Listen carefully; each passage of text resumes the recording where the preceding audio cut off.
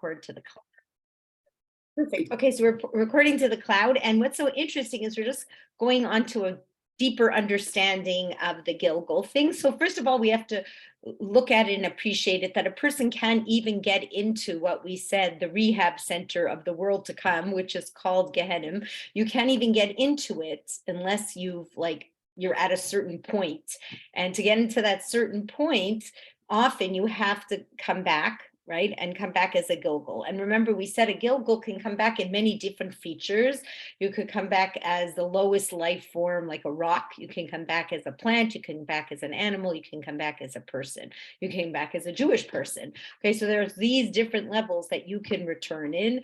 And that there is, when we said this concept of the Gilgul, what's important to remember is either you can come back as that complete soul or a part of that soul. Okay, you can come back as a part of that spark of that soul that attaches itself to you when you are born. So it's just important for us, although it's a very lofty concept, there's something important in Judaism about having even a stroke of knowledge. You know what I mean? Like, not all of us are going to be an expert in everything. It's very rare. Do you know what I mean? Like, in fact, if you see the world as is, very few people are an expert overall of everything, right? There are very few people who are like the Gadol Hador, like the genius of Torah, and they can understand, emotional realities and spiritual realities and physical realities and metaphysical realities all through the lens of Torah. It's not very many people like that. But just having a little bit of an idea of something can give you that much more clarity. Okay, so that's what's going on when we're learning all about this concept of a Gilgul and a reincarnation. It can give you some understanding, like we said, why children could die young. Why does Hashem bring people who are, physically, mentally, emotionally disabled into the world? So it can give you a little bit of insight. So what we're going to learn here is insights that the Ramban has on the concept of Gilgulim and mourning and where he picked these concepts up. So he's looking through Iyov. So does everybody know like the story of Iyov? It's in the Tanakh. Sandy, you shook your head, so you're going to get asked. So tell us a little bit what you know. I know that I don't know. Next time you won't shake your head. Okay. I know that Iyov had a very difficult life. He was living a very wonderful life, and then I don't remember what caused it to change, but then he was physically, he had boils, he lost his children, he had. Go ahead, Barbara. Barbara, do you have anything else you want to add into that? And Oy vey. Oy vey, which is true. Okay, so the Iyov, it's interesting. There's many different meforshim on who he was. Did he really exist? Yes. So the most common accepted fact is that he probably lived around the time of Moshe Rabbeinu, that we say King Paro had 3 advisors. Okay, it's very interesting to know. 3 advisors that he was speaking to when he decided he was going to get rid of the Jewish problem, all right? So he's speaking to these 3 advisors and he's saying, like, what should we do? The Jews are multiplying, they're becoming, numerous, they're moving out of their little ghetto, they're spreading into our cities, they're assimilating with us, they're taking the good jobs, they're, all the kind of stuff that typical anti-Semitism is. So he says, so what should we do with this Jewish problem? Like, the final solution, what should happen? So what happens is, let me just mute for a second. Okay, so what happens is 3 pieces of advice, okay? So Bilam says, kill them, okay? Destroy the Jewish people, kill them, start by throwing the babies in the water, let's get rid of them. Yitzro says, no. Save them. Save them. It's disgusting. How can you do that? There was Yosef saved the entire Egypt. He made us a great world power. That's the worst thing you could do. And Iyov says nothing. Okay, so that's the scariest part. I always get scared by this part because when you abstain and you don't take a stance in Hashem's eyes and really in the world's eyes, you're really giving into evil. I don't think you have to worry about that. Yeah. I hope I do. Okay. Whatever. Okay, yes. Okay.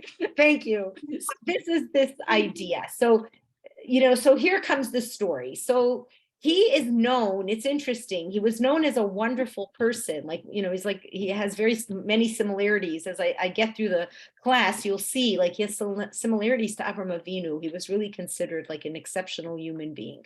And Hashem blesses him. He's really blessed with incredible children and wealth and a good wife and health and fame. And he's an honest and sincere judge with lots of integrity. And you learn from him. The Rambam brings down a lot of halacha from him on how to treat people who work for you, how to be a good judge, how to do mourning, and the concept of Gilgulim.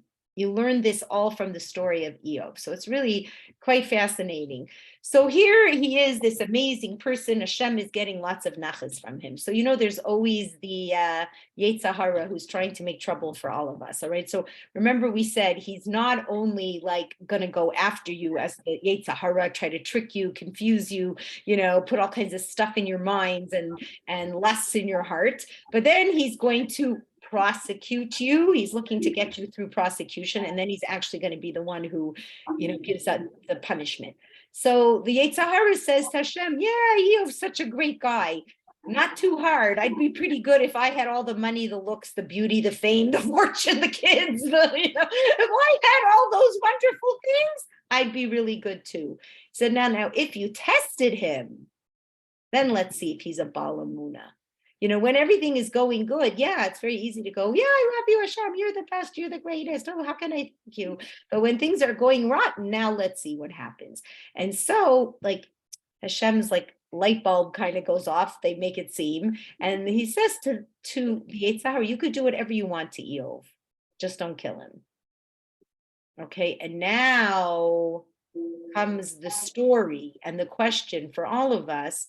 Why does God do bad things to righteous people? And now, like, Iyov himself, his wife, the community, people around him, like, they're seeing a really good person being like losing everything, falling into a catastrophe, being punished, it seems. Like, what's going on? So now this is going to give birth. This story is going to give birth to that age-old question. And Iyov's reality is going to teach us how to react, to these kinds of situations. So it's really something. So they say like this: if Iyov was a truthful character, like we're saying, or even if he's more of a mashal and he never really exists, his lessons exist for us, and the scenario exists over and over and over again in our own lives and in the lives of many people that we know. Okay, so what happens in one day? Terrible things happen to him. Okay, so he's like a big family. He had 10 kids. They all die. There's some kind of terrible accident. All the kids are killed, and he loses most of his money, and his servants are killed, and his livestock, and there's only a little bit left. And whatever little is left is later captured and it's stolen. And all of this is happening to him. So the first, let's say, part A, of his test, the beginning of his test, his reaction is incredible. And we use his words, like when people pass away, we say Baruch Dayan Emes, we also say Hashem Nosan, Hashem Lokach, Yihi Shem Hashem Mivorach. That all comes from Iyov. So all this stuff is happening, and he says, like, his wife is like, what's gonna be? And he goes, I came into this world naked, owning nothing, and that's the way I'm going to leave the world too. Like, in other words, like, Hashem gives, Hashem takes, Hashem's name is blessed. Like, no matter what, we have a full life, and the way we came in is the way we go out. Nobody is taking anything with them. You're not taking your family, your kids, you're not taking nothing. Okay, nothing in the end was really belonging to you. Everything was really lent to you, and it was lent to you to maximize, use it, to its best, make the best of it, make it help you be the best. And so he's able to answer. That's his answer. Okay, so number one, that's a big one. That's a big one. Is there a noise in the background? Is there noise in the background, everybody? Okay, so I'm going to try to mute people, and let's see if that's better. And you'll unmute, please. Like, when you have to ask a question, I'm like happy to hear from you. So is that better? Yeah, it's better. Okay, good. Okay, perfect. All right. So that in itself, like we have to appreciate, like that is an incredible thing. And so I'm going to just tell you, like I just want to tell you like a beautiful story. The last time that I went to visit Cheryl and Gerald's mother, who was a Holocaust survivor, she passed away. She was 106. All right. So like a couple months before, I think it was 3 months or 4 months before, her son died, who was 80. All right. Now, like to us, like 80, okay, Baruch Hashem, 80, but when you're 106 and he died at 80, it sounds funny, seems funny, but to her it was very tragic and was very hard for her to get over it. That was the son who she had. She gave birth to that son like before the Holocaust, right? That son saved her life. Like she would not have been able to make it through. She was living through it just to save him. They were acting as non-Jews and they were crossing the border back and forth, and she dressed him as a girl and she wouldn't let anyone else ever hold him. So he was like a huge, force that kept her alive. Okay. So when she, so the day before she died, I happened to go to visit her. Okay. The day before she died. So I was sitting there and I had gone a couple times before. It was really driving her crazy. Like, why did Hashem do this? Like, I lived through so much. Why did I have to live to see my Avery die before me? Like, it was very, very hard. And then like she stopped for a minute and she looked up and she said, Hashem gives and Hashem takes. So then I said to her, Hashem nosan, Hashem lokach, Yehi shev Hashem levarach. Do you know what I mean? And then she passed away, I think the next morning. Do you know what I'm saying? So it's an interesting reality, right? So this is this idea, like you can go through so much, to live 106 years is a century of history. Like it's hard to swallow when you think about it. And it wasn't such an easy history. It was a terrible history. Like she went through, real Gehennim, right? But then at the end, it's sort of like, there's an acceptance, like, I came in with nothing. I'm going to leave with nothing. Hashem, I lived with you. In other words, nothing physical will come with you. Nothing physical will go with you, but everything spiritual will go with you. All your amunah, all your bitachon, all your mitzvahs, all your good deeds, like the essence of who you are, the things that you created that are eternal, they're all going to go with you, So this is like one of the things. So at the beginning, like, that's a huge patch. Like he got a whack, you know what I mean? Like a real whack. And he's able to say these beautiful words. Okay. So now what does the Yetzer Hara do? Yeah. I think Sandy said more. Okay. So he ups the test. All right. So you passed it. It's like the personal trainer story, right? He ups the test. Hashem lets him up it even more. Okay. So now it's getting really, really bad. And now he's getting really sick, like terrible sickness. Like you can't sit, you can't stand, you can't sleep, you can't do anything. He's like burying himself in the ground. He has like these terrible boils all over his body, and it's interesting that the Torah tells you he doesn't sin with his lips. What does that mean? It means he doesn't complain. He doesn't complain out loud. Like he doesn't go, no, why are you doing this? Like, Iyov is the creme de la creme here of how to suffer through your issues. So he doesn't complain, but the Torah tells you that in his heart, it's starting to get to him. Do you know what I mean? Like in his heart, it isn't so simple, like it isn't so simple, right? And it's interesting. His wife like is just watching this and she's having like such incredible rahmanis, like she can't take it. Like she's like, why don't you just end your life? Like who could live like this in such physical, trauma? Just like curse Hashem, like tell Hashem, like I hate you, you know what I mean? And then maybe he'll kill you, like he'll, stop this terrible stuff that's happening. Okay. And Iyov says no. He answers her and he says, we will, like, he said, oh, that's very nice of you. Like when Hashem gives you all the good, then you're like, give it to me, give it to me, give it to me. But when Hashem gives you the bad, then I don't want what you have. Like, it's very interesting. Like he said, you can't have that like two-faced relationship with Hashem. Like in other words, if when you get the good, you say, oh, everything Hashem does for the good. And that's what we say, that Hashem is a Baal Chesed and he's so great and he's so kind and he has so much mercy and blah, blah, blah. Then even when he does the negative, I have to be true to my belief that Hashem is all good. I may not understand it. I don't get what's going on, but I have to be true to that. And that's what he said to the wife. Like the wife is like, end your life. And he's like, no.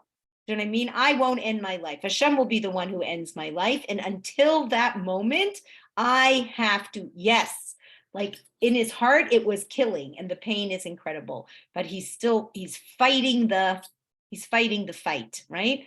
The first thing, he didn't really have to fight. It was like Hashem nasan, Hashem lakach, he was a great martyr for it. But once it's a harder test. It's, you know what I mean? He's still fighting, right? But you could see that there was a point where like help, okay? So now he needs support, okay? He needs support. So he calls his friends, all right? So now this is tough because this is the reality that each and every one of us are in, is that, first of all, you got to be your own friend. And also you have friends who have tsuris, like all of us have friends. Your friend gets diagnosed, chas v'shalom, with something, like we all of us, who has not gone through. Jody was such a dear friend. We had to all go through, the classes with Jody, and Jody on the line with no hair and swollen, like, you know what I mean? Like we had to be there. Like there wasn't to talk about, like we couldn't, we had to be there for her. So here comes this concept of being a friend. Okay, so now when people are friends, they want to give you advice. Okay, so it's interesting how the Torah is going to show you like 3 friends come and 3 friends give different advice.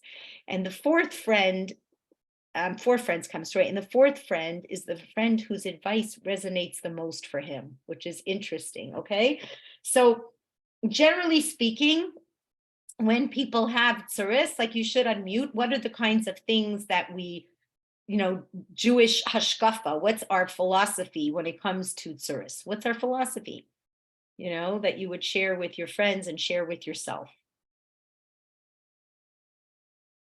You have to unmute. You should pray, you should daven.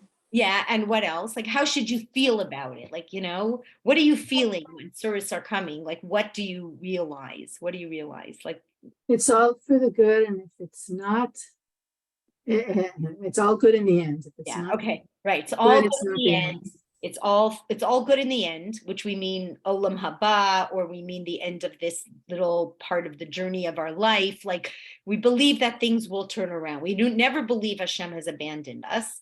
And number 1, we believe he's one who's bringing it. Like, in other words, we don't believe tsuris are accidents. Like it's not, so-and-so, like, whatever. It's They're just unlucky. They're not right, unlucky. you're unlucky, oh, so-and-so, oh, it just rains on her all the time, like don't sit next to her. You don't want to get struck by lightning, do you know what I'm saying? So we don't believe anything like that is random. We believe it will all be good in the end. Anything else? Like other things? Any You other? can't tell them. Yes, I'm talking. You can't tell them, yes, you can't. but you know yourself that God Exactly. gives you the strength and the tools to deal with everything that he gives you. Yes. And I think we see that. We really Yes. see people who have such tsuris, but somehow they rise to it and Yes, they're able to deal with it. Yes. If they have amuna, without amuna, you're finished. Like without amuna, I don't understand how anybody can take this. Like, to be honest, that you're the one who gets run over, or you're the one who they rob, or you're the one who they, chas v'shalom, do crazy things to, 100%. So this idea, it's all good in the end. It's good for you. It's a test. Sometimes it's a test out of love. Sometimes it's a kapara. Okay, we were big believers in this concept of a kapara. So when things are happening that aren't that great, it's an opportunity for a cleansing. I'd much rather get it here than in the world to come. Okay, like we need to really know that, right? And that they, that they're like a mitzvah to us. The way we react to them, you know what I mean? They can help us when we get to the world to come in our judgment. So many wonderful ideas. So it's very interesting. They come, you know what I mean? And they're trying to tell him, like, Hashem only tests the best. You know what I mean? A tzaddik is, is a kapara for all of us. They're telling him all these kinds of ideas, right? And it's not helping him. It's just not helping him. And he's starting to fall. Like it's a long time. You should also know, like, tests that are very long are hard. Do you know what I mean? When you're years and years in the same test, it can really wear on you. So that's what's happening. Like he's really sick and things are going bad and it's just really, really getting hard, right? And so he's starting to like wonder, like, what's the big deal? Like, why do you have to punish me so much? Like my sin makes such a big difference to your world, God, like, chill out, like, that kind of thing, right?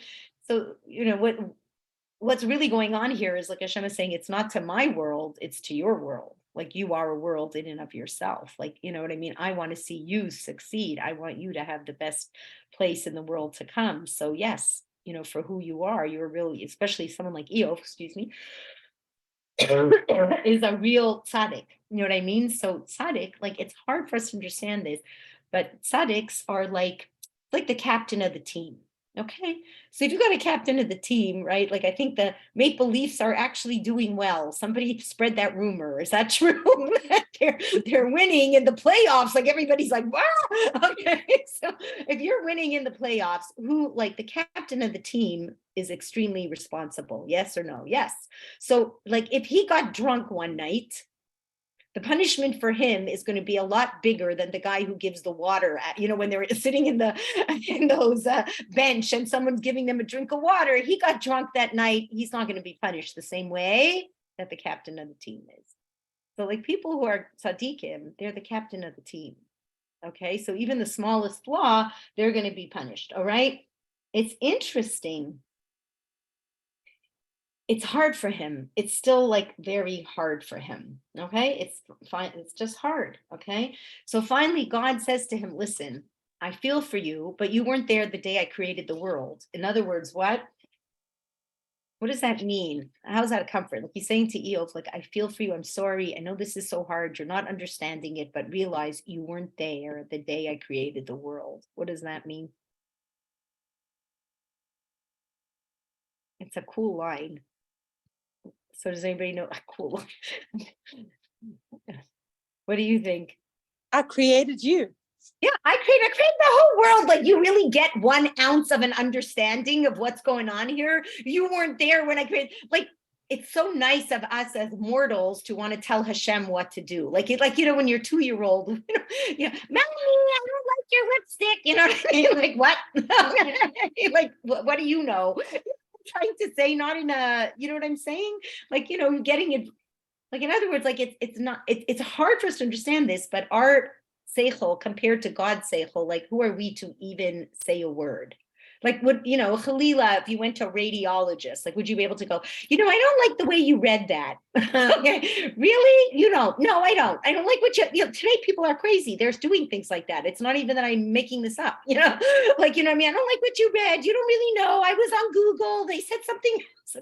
Person says, look, I've been a doctor for 30 years. I graduated U of T, summa cum laude, whatever, you know what I mean? And you're telling me. Do you know what I'm trying to say? So multiply it by gazillion, trillion, right? When you say to Hashem, like, excuse me, like, Hashem's like, wait a minute, you weren't here when I started the world, right? And it's very interesting. And the 4th friend says to him, maybe you're a Gilgal. And you know what? He says, whoa, I never thought of that. And he felt much better. Isn't that interesting? Well, this was, like, really dramatic with the music. Maybe you're a Gilgal. No, so the reason why, you could think about it, you know what, like, I think maybe you're a Gilgal. Why would that be comforting? I'm serious, like, to all of us. Why is it comforting sometimes, like, when we're so confused, and then the answer is maybe you're a Gilgal? Because we're coming back to try again. Yes. And you know what? It isn't about what we may have done this minute. It could be about something from the past. Do you know what I mean? And you know what I'm saying? Like, I think it kind of relieves a little bit of the pressure, like, of taking it so personally. Like, suddenly you realize, the story is so much bigger. Right? And it's not just about my soul, it's about what another soul did and how we're all working together and everyone's trying to help each other. And this spark is trying to get that spark. And do you know what I mean? And it's so beyond me that all I can do is what is asked of me, in terms of the next right thing. I'm not going to be able to understand all the whys and all the complications. Do you know what I mean? It's almost like you have a very mysterious job that they can't really tell you all the details, because if you're chas v'shalom captured by the enemy and they torture you, you're going to say too much. So they tell you, this is the most incredible mission you have. Know that you're carrying, whatever it is, you're taking it for the team. This is what you've got to do. I can't give you all the details, right? Because if I tell you, you won't understand it. And it could get out there and it would be the wrong thing. So this is your mission. Stay focused. And that can help. I really think about it. It could help. Okay, so Talia, I see you have your hand up. So please unmute. Oh, you're unmuted. Oh, I hope I'm not off topic, but when you said the giggle sometimes comes when someone goes on your back, sort of when you're born. So you're basically leading two lives, are you? I wouldn't say two lives, but it's like almost a double mission. But but part of your mission is to secure the other person's mission. Like in other words, let's say you have to come, let's say you have the trait that Hashem gave you in this neshama that you have of kindness. Like you're just a kind person, you like doing kindness. So God says, okay, that's what I want to see you do. Go ahead, girl.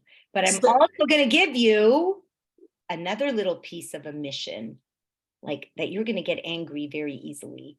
And it's not necessarily your personal mission, but it's going to be attached to another person's soul, right? That had a lot of anger and now has to correct it and needs your help in correcting it. So I have a question. Yeah. Which is more important? Your mission or the I think it's all, because it's the totality of you. Like in other words, that is who you are. So I wouldn't be able to divide up, but it's just who you are. It's the composition of who you are, and now you got to go. Do you know what I mean? It's like that's your race, like that's your race. Right? You're going to have to carry, this person's whatever it is. And then let's say whatever was new of your being and your creation. Right. And now it makes one creation, and now you got to go with it. Right. They're both equally important. Yeah, that's what I would think. Yes. Because I don't think we would want to cut ourselves up. Do you know what I mean? Yeah. Okay. So, yeah. No, very interesting what you just said, because I'm experiencing that exact what you're saying, that I think I'm kind and nice, but I get very angry very quickly because I don't understand why or where it's coming from is what I'm experiencing. Right. And it seems funny because it's almost a dichotomy. Usually someone who's very kind and nice is very patient and loving and blah, blah, blah. Yeah. So you know what I mean? So it's right. Or people like that. Exactly. Right. So like sometimes you could feel in yourself, like anybody sounds, so it's like kind of a conflicting personality. Like I can be so this, but then I'm so that, you know what I mean? Like it's such an interesting reality. So I think, this of one thing that's not even that serious, that becomes like, wow. Right. Wow. That's so upsetting. Right. So that's what I'm saying. So I think that this is part of, I'm going to take questions again soon. I just want to make sure, because I get myself, I lose the track in my head, but I'll be happy. I really will. And I'll take some more. I just want to see what else that we learned from this, because I really found this like a very beautiful idea. Okay. So he said that to Hashem. Okay, right. Once Hashem said that to him, he really did beg for forgiveness. Like he understood it. Okay, this is a much bigger journey than I thought. And when he was looking at all of his tsuris coming to him, right? What was the hard part?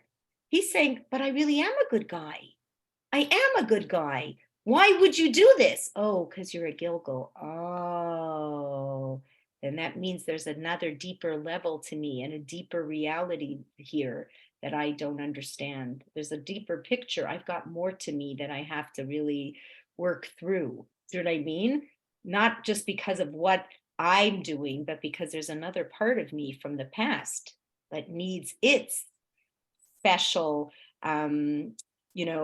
special treatment. You know what I mean? It needs its special obstacle course in life, right? So that can help. That can help. How many people here, if you had, I don't know if anyone here, like if you had a miscarriage or you had one of those things, didn't you ask yourself why? Do you know what I mean? Like, you like, what did you do? You just want to have a healthy little baby. What did you do wrong? So you know what I mean? Now you realize, like, they're saying you did nothing wrong. In fact, this was a schus for you. You got to hold this little baby that needed some kind of a tikkun. How it happened in the womb, I'm not 100% sure, but you were gifted with it. And then Amir Hashem, in the future, by Tlias Amesim, somehow this will come back as a viable reality, viable body, viable reality. See what I mean? So now that doesn't mean it excuses you from, like, I shouldn't be looking at what kind of person I am. Like, I don't have to do tshuva because all this happens to me just because I'm a, you know what I mean? Somebody did something bad in the past. No, it just means now work with it and be better. Do you see what I'm saying? But don't feel all this horrible guilt and all this horrible stuff and think about God being so cruel. You know what I mean? Like, I guess a Gilgul in many ways is God's mercy to whoever that neshama was right before you. It's God's mercy. This is what's happening. You are getting to be the facilitator of incredible acts of mercy and kindness, right? That's what's really happening. Okay, so now it's just interesting to know how Iyov was very righteous. Like, because it's also interesting to when we call somebody a tzaddik viralo, like, you know, somebody who was really good and bad things were happening. What do we mean when we say someone is a tzaddik? So it's just nice because you can learn a lot.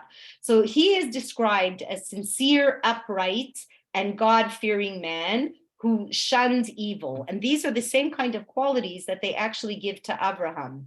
So who knows? Like, this may sound crazy, but Iyov may have been a little bit of a spark of Abraham. Do you see what I'm saying? Like, this is what the Torah shows you, like these hints, do you know what I mean, of these people and their sparks, right? Continuing through even all the stories in the Torah. And these we are finding through Kabbalah. It's through their Rizal. It's through the great Kabbalists who can read in between the lines, who have the Ruach HaKodesh, who have the understanding to really tell us, right? Okay, so now, so it says clearly in relation to the righteousness of ordinary non-Jews of that era, Job is viewed quite favorably. The Midrash says there was no one more righteous than Job amongst the nations of the world. So it said that he was so kind and so benevolent that if people came to ask him for tzedakah, for charity, they never had to come back. What does that mean? He gave them such an abundance of money they didn't have to ask for charity anymore. Okay, so these are beautiful things. They say that he also had a house with 4 doors on the 4 different directions, like Abraham, so that people could come in. And they said he would always give assistance to the needy.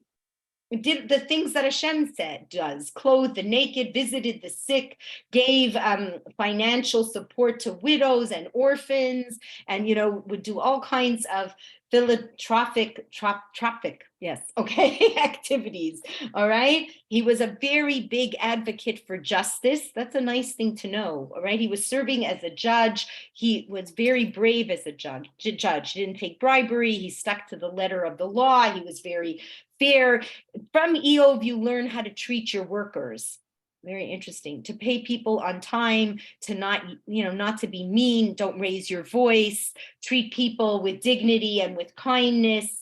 You know, he actually says it, like he talks about it. He says to Hashem, like, did I ever hurt anyone? Did I ever spurn somebody's claim? Was I ever mean to my manservant or my maidservant? Did anybody ever complain about me? Like, he's trying to find out, why are these things happening? He never embarrassed his workers. Like, that's tough, because sometimes, like, when people get really angry, they embarrass the workers. You know what I mean? Like, you idiot, or how could you do that? And you'll say it out loud. Like, you have to be so careful. Like, I was once in a situation, it's like really painful to watch. You really blew it. Like, they say it in front of, like, you're having a mass meeting, and they turn to the person that, nobody liked what you did. I want you to know, I got so many complaints on the, when people are evaluating, your evaluation was terrible. Like, even if it was, I don't need to know what so-and-so's evaluation was. Do you know what I mean? Like, it's just a shame. And the person who was doing it, I think they were thinking, like, it's a big open team. Like, they weren't trying to,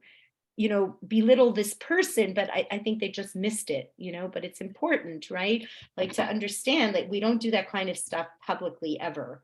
All right. You don't humiliate, you don't vent your anger excessively. And in fact, it actually says that when people come to you for complaint, or, or they haven't done what they have to do, you should speak very gently.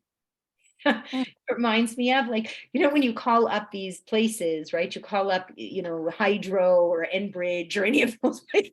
Like, you see how these people have to really work on learning patience and going, may I please ask you for your name? Would you mind to hold for the next 3 hours? I'll be back in 3 hours. Okay. Music would you like? And you're like, and they're like, wow.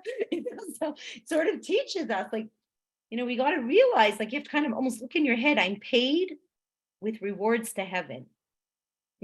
Like, when you want to lose it on people, just say, you know what? Wait a minute, like, just how these people, that this call may be recorded. Guess what? It is. Okay. That's probably the scariest part. It's a real musser, this whole thing. So this call is recorded, right? And these people are willing to, like, bite their tongue and sit on their hands and stay calm and stay cool for money. So 10 times more worth than money is air miles to heaven. That's where you call a good investment, right? So that's what you want to be thinking. And that investment will not only give you dividends in the world to come, it'll give you dividends right here, right now, right? So it's like a good thing to kind of have in mind. And these are kinds of things that he's teaching you, all right? He was very good. He always, like, would try to look at the truth, right? He had, in fact, he said, it was interesting, like, a person who's haughty cannot render judgment. Like, he would really keep himself humble, you know what I mean, to be able to really see a clear picture. He wouldn't think of himself as, like, this incredible person. It's also interesting, from him we did learn a lot of the laws of mourning. It's very interesting. So it said that when, like, he lost his kids, he stood up and he tore his clothes. So he taught us this idea of tearing the clothes. He taught us of the idea of Hashem nasan, Hashem lokach. He also taught us, this very interesting, like, it would say that when they would come to speak to him, they waited for him to open his mouth. It was like when Job opened his mouth, then the people who came to visit him spoke. So it's very important when you go to a Shiva house, and I guess it's important for both sides to know, if you're the one sitting Shiva and you feel like these people really want to come and talk to you, it's important for you to open your mouth and talk, right?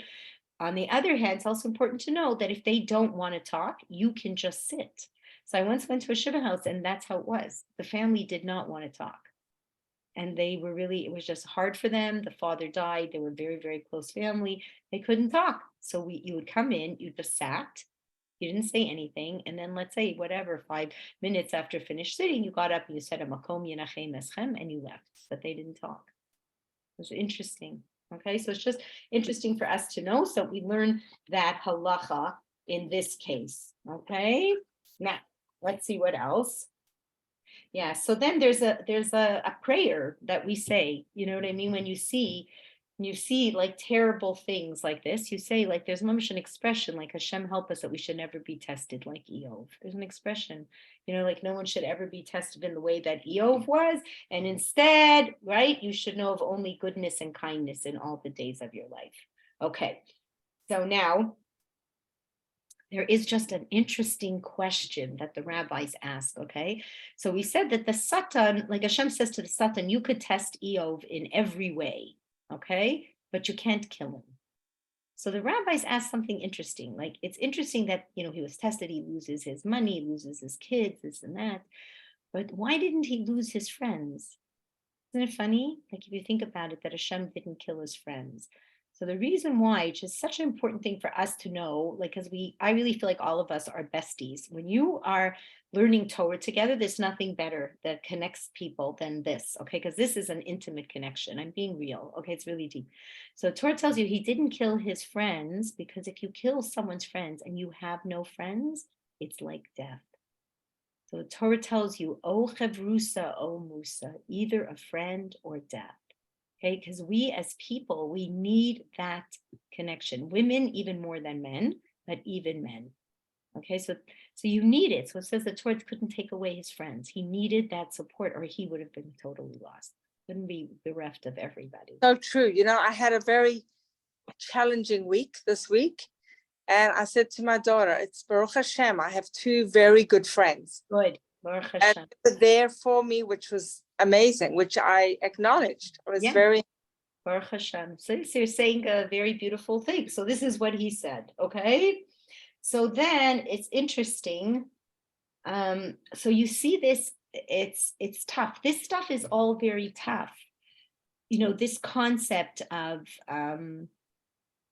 you know, having to see struggle and this and that and needing answers. So you see, even with Moshe, remember we said that Moshe asks Hashem, you know, why do bad things happen? And really you should know that like he gets to see all of the Torah and all of its expansion, right? So he gets to see, like, you know, how the Talmud's going to be written and the Gemara and all the Gaonim and this. He could not believe when he met in like the view when Hashem shows him Rabbi Akiva. He couldn't believe it. He said, like, you didn't even have to give me the Torah. You could have given it to Rabbi Akiva. He could have brought the Torah to the world. Like, he was such a special person, because they say Moshe is to the written Torah like Rabbi Akiva is to the oral Torah, okay? So then he says, let me see the end of what happened to him. What was the end of Rabbi Akiva's life? Anybody know? It was terrible, okay? It was terrible, right? Are you going to tell us, Talia, a little bit about Rabbi Akiva's life? I'm not sure if I'm mixing up with someone else, but did he write Shema? Yeah, okay, so he says the Shema at the end of his life. Yeah, But because he's he's tortured. tortured. Yeah. He's tortured. He's tortured like in a terrible, terrible way. Okay, so I don't even want to talk about the torture, but trust me that it was incredible, terrible. And he's screaming out Shema. He dies like a big tzaddik. He comes b'chol levavecha, b'chol nafshecha. He always wanted to die on Kiddush Hashem. So when he says b'chol nafshecha, then he passes on. So it's like an incredible. He died with a smile. Like the students couldn't believe it, like because he was in terrible, excruciating, but he didn't feel it. He was like on another reality. So Moshe says to Hashem, this is the reward for Torah, Zuschar Torah, like this is the reward, like, oh.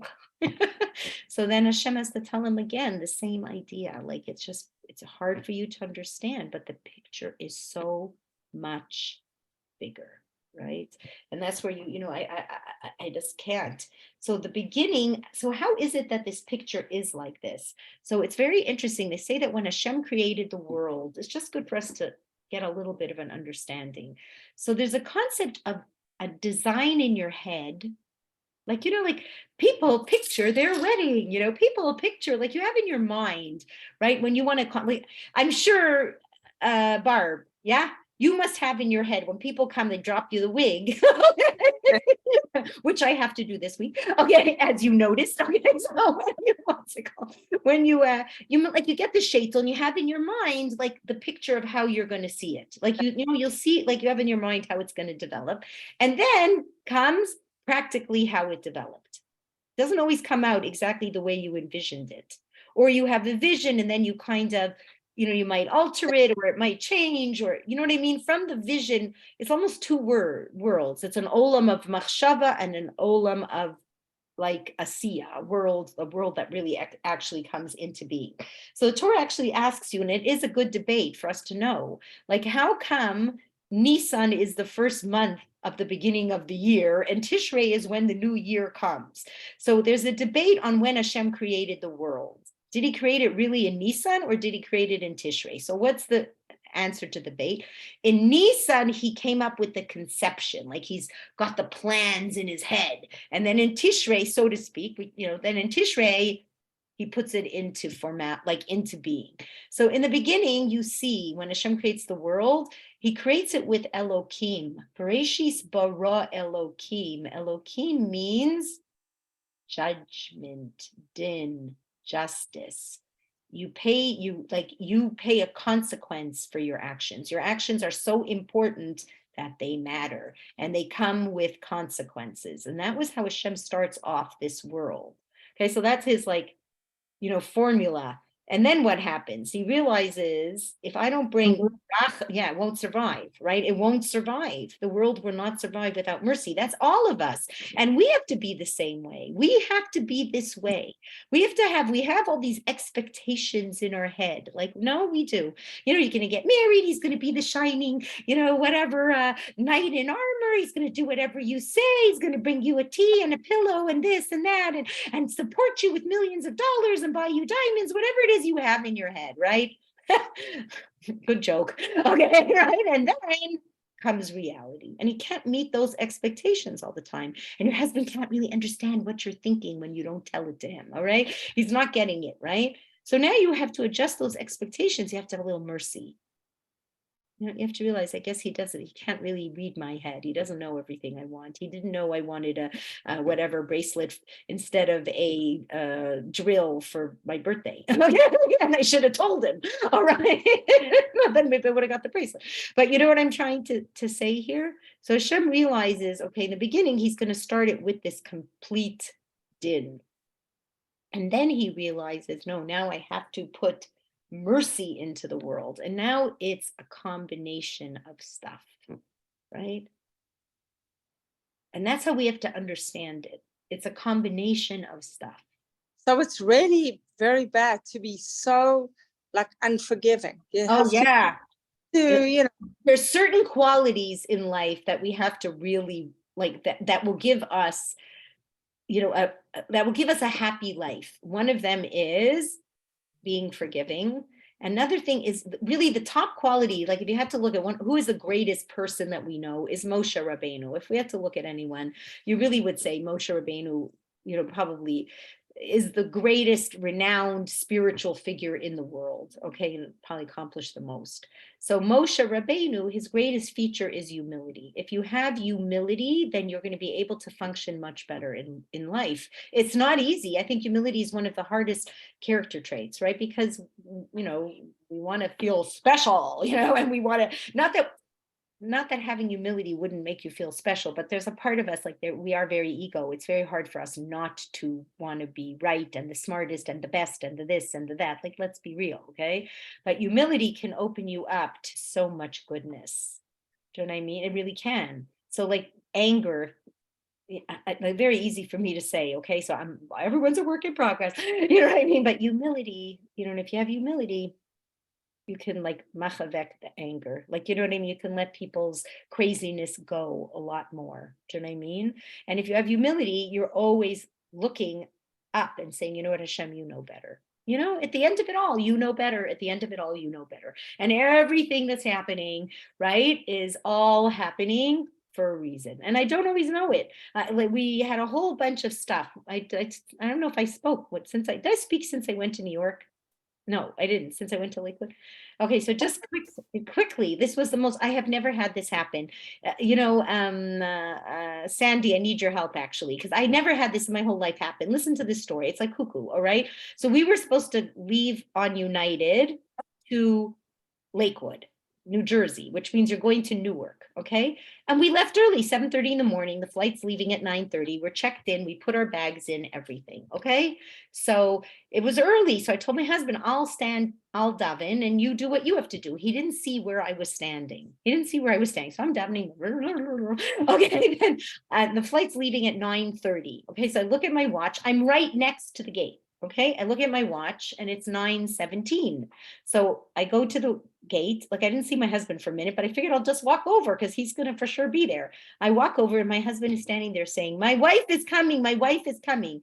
And the guy turns around and says to me and my husband, I sold your ticket to somebody who was on standby. Wow. I just never had it happen, Sandy. I never had it happen. And they sold my ticket. Okay, so now they sold my ticket and now it's 9:17.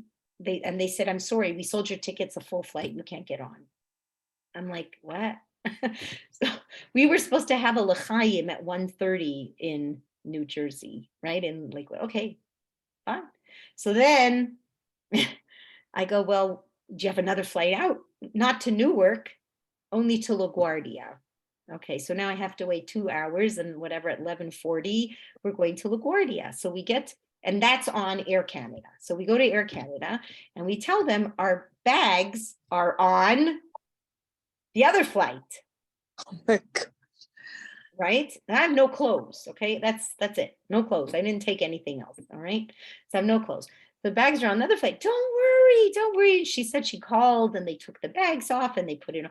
So then we go, can you give us at least a ticket? So we have a ticket so we know when we, in case something happens. You don't need it. There's nothing to worry about. Sitting on the plane, I said to my husband, oh, you know what? We're doing great. Like we could have lost our marbles. You know what I mean? Like we could have like really had a big hissy fit and gone crazy, but okay, we took it, no problem. So then my husband, for a joke, says, you never know, the test may not be over yet. For all we know, they could lose our luggage. So we get off the plane, and guess what happened? No, Our luggage. And so I go to Air Canada. Air Canada is blaming United. United is blaming Air Canada. Now it's like 45 minutes have gone by. Now to get to Lakewood from LaGuardia is 2 hours. So my son, who was supposed to take the girl out on the date and propose, is now driving to LaGuardia to pick us up and sitting like outside for 45 minutes waiting for us to try to negotiate where our suitcases are. So finally it was like almost 5, I don't know what time it was. It was like already 4 o'clock or something. And we decided like, we just can't do this because we have to get there before this. So that was it. We just left the airport. We got into the car. My son drove us as fast as possible as he could, which was like 2 hours, to the place, like to the L'chaim. So whatever we were wearing, we didn't have any clothes. And then as I'm going out of the car, it starts raining. Oh my No problem. We walk in, he drops us off, he takes the kala, comes back 15 minutes later and says, we're do the l'chaim. I tell everybody, get used to what I'm wearing because this is all I have. It just shows you the party's gonna go on no matter what, how your It's hair gonna is. go on no matter what. But then I realized why Hashem did this, okay? Because I am more in age, I'm much closer to the Bubi, okay? Because this Menachem is my youngest. He married the oldest. oh My no. Nachatenista, guess how old she is? 43. Wow. 43? I'm like, oh! So why do you think that was intentional? So her mother, who is like very hot, like the Bubi and the Zaidi, they're probably closer to my age, right? Yeah. They're very like wonderful family. They've done tons of chesed. They're from Staten Island. They've done a lot of mitzvahs. Like they're really incredible people, like very big community people. So the Zaidi turns to me and my husband and he says, if I were you and this happened to me, I'd be fuming. I'd be frustrated and I'd be on the phone. You know what? We must have got a really good family. I'm like, scored. So far, Hashem. You know what I mean? But What a story, Gail. yeah, but it just, could you imagine? I was really, No. who gets the big reward was my Menachem, because we were freaking out. Like, and also, who's going to pick us up? Like, we were freaking out. And he said, because he was supposed to go on the date and make it his last big hurrah, But he said, like, don't worry about it. Don't worry about it. So like Baruch Hashem. So I'm just saying, this is really, so maybe it was a Gilgal who one time he made a mistake on an airplane. But you taught Menachem how to behave. So Yeah, he but not me, like me and his schooling and everything. That's what I'm trying to say. It's the totality of, came back. yeah, it takes like a village to raise a child. So it's the totality of the entire village, you know what I mean? Who puts in this kind of hashkafa, but it's so incredible. Like, that's what I'm trying to say, like living with these ideas. Now, do you always pass your test? No, sometimes you see. With Iyov, like in the beginning, it rolls off his back, like no problem. You know what I mean? Hashem nasan, Hashem lokach. What's the big deal? Then later, it's already nudging in his heart, like this is getting too hard, Hashem. Like, what's going on here? And then it becomes, he voices it, like I can't take it. What did I do that was so wrong? And then the friend says, you did nothing. It was a Gilgal. There's a bigger picture, and you have to take this. Take it for the team, and now run with the ball. Do you know what I'm saying? Do you see what I'm saying? Like, it's just so really like incredible. All right. So I'm going to leave for here. Like we could do, you know what I mean? We could talk about, like, I'm going to leave it because it's 9:27. I don't want to, you know what I mean? put into much more. When he said it was a Gilgul, are you saying that, what's his name? He was a Gilgul? That Iyov, like either he has a little piece of him that's a Gilgul, or it's something in the past that you are a Gilgul, but there's a part here of a story that doesn't belong to you necessarily based on what you've done in this lifetime. Do you see what I'm saying? Oh, okay, thank you. That's what, you know what I mean? That's the comfort of it. You know, that's the comfort of it. So you know, but I'll like next week we'll continue, okay? Because it's 9:28, and then if I start giving you a whole big idea, then I mean that's what I think. Okay, so just amazing. Again, I can't thank you enough. You are all the best wrote, okay? All the best friends, okay? So Thank you. Hashem, yeah, all good things for us, and this should be, God willing, a full week of learning. I really hope so. Okay, so let's daven for a full week of learning. Okay, everyone. So a wonderful good night. Okay, everybody. Thank you, Gail. Thank you.